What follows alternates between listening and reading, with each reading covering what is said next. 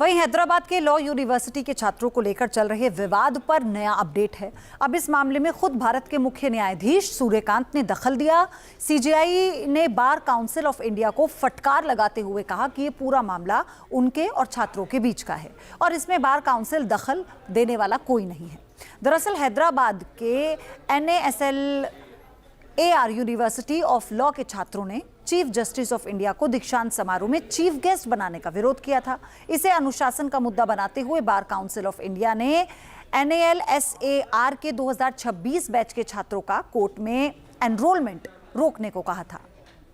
अब आपको बताते हैं सीजेआई सूर्यकांत ने BCI को फटकार लगाते हुए क्या कहा।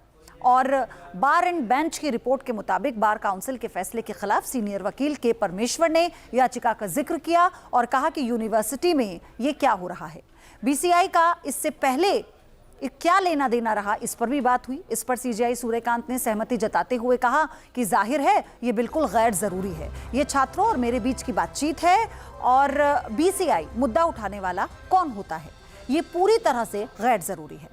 अपनी पढ़ाई के दिनों में मैं स्टूडेंट एक्टिविटीज में एक्टिव रहा हूं, अगर वो गलत भी हैं तो उन्हें विरोध करने का अधिकार है। BCI का इसमें कोई दखल नहीं होना चाहिए।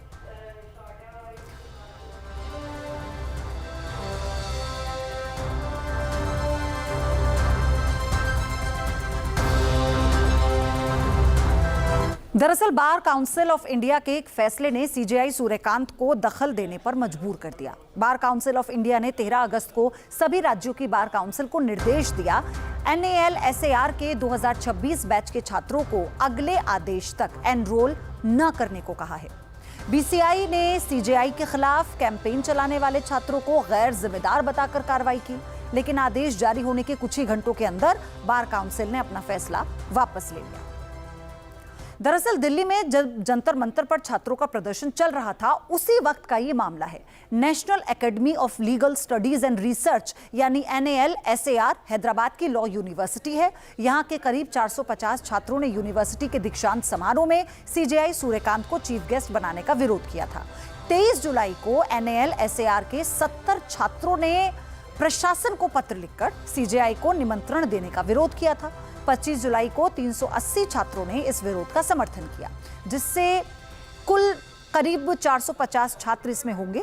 इसी मुद्दे पर बार काउंसिल ऑफ इंडिया के अध्यक्ष और बीजेपी के राज्यसभा सांसद मनन मिश्रा ने एक्शन लिया था।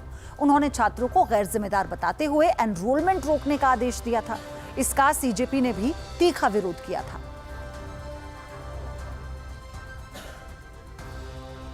तो इस मामले पर Delhi high court bar association के उपाध्यक्ष सचिन पुरी ने क्या कहा, आपको सुनाते हैं।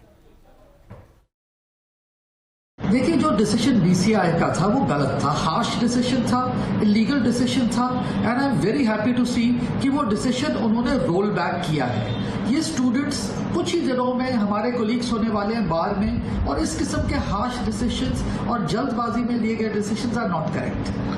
सर कैसे देखेंगे, क्योंकि सोशल मीडिया पे काफी मनन कुमार मिश्रा के अगेंस्ट कैंपेन किया जा रहा है, उसको कैसे देखेंगे सर आप?